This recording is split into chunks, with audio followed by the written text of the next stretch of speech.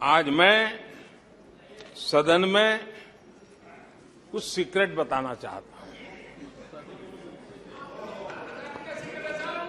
मेरा पक्का विश्वास हो गया है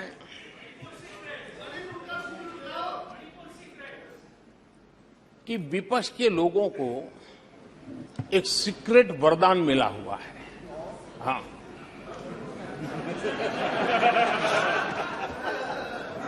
सीक्रेट वरदान मिला हुआ है जी।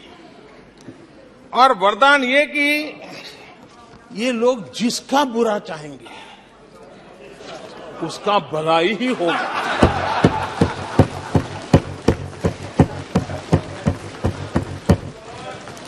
एक उदाहरण तो आप देखिए, मौजूद है।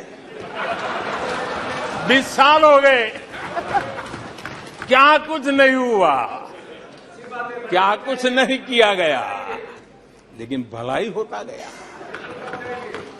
तो आपको बड़ा सीक्रेट वरदान है जी। और मैं 3 उदाहरण से ये सीक्रेट वरदान को सिद्ध कर सकता हूं जी।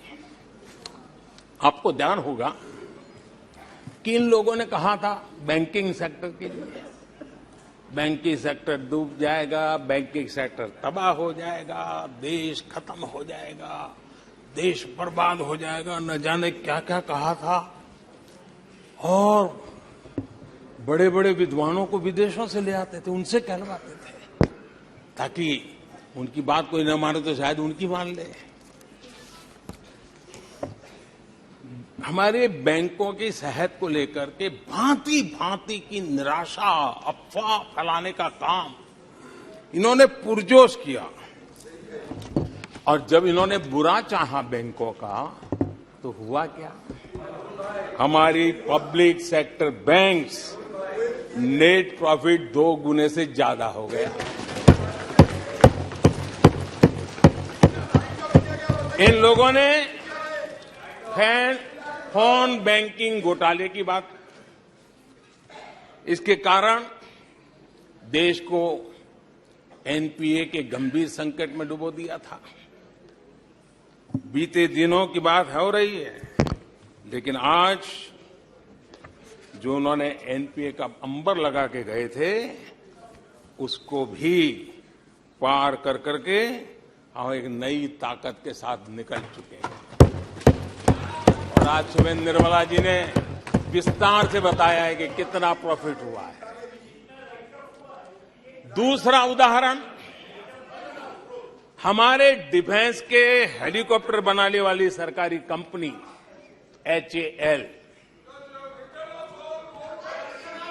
ये एचएएल को लेकर के कितनी भली बुरी बातें इन्होंने करी थी।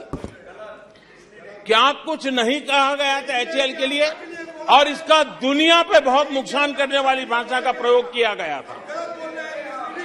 और एचएएल तबाह हो गया है, एचएएल खत्म हो गया है, भारत की डिफेंस इंडस्ट्री खत्म हो चुकी है। ऐसा न जाने क्या क्या कहा गया था एचएएल के लिए।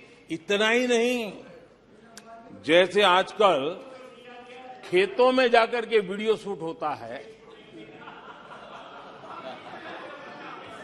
मालूम है ना? हाँ? खेतों में जाकर के वीडियो शूट होता है, हाँ। वैसा ही उस समय एचएएल फैक्ट्री के दरवाजे पर मजदूरों की सभा करके वीडियो शूट करवाया गया था और वहां के कामगारों को भड़काया गया था। अब तुम्हारा कोई भविष्य नहीं है, तुम्हारे बच्चे मरेंगे, भूखे मरेंगे, एचएएल डूब रहा है। देश की इतनी महत्वपूर्ण इंस्टीट्यूट को इतना बुरा चाहा, इतना बुरा चाहा, इतना बुरा कहा कि वो सीक्रेट आज एचएएल सफलता की नई बुलंदियों को छू रहा है।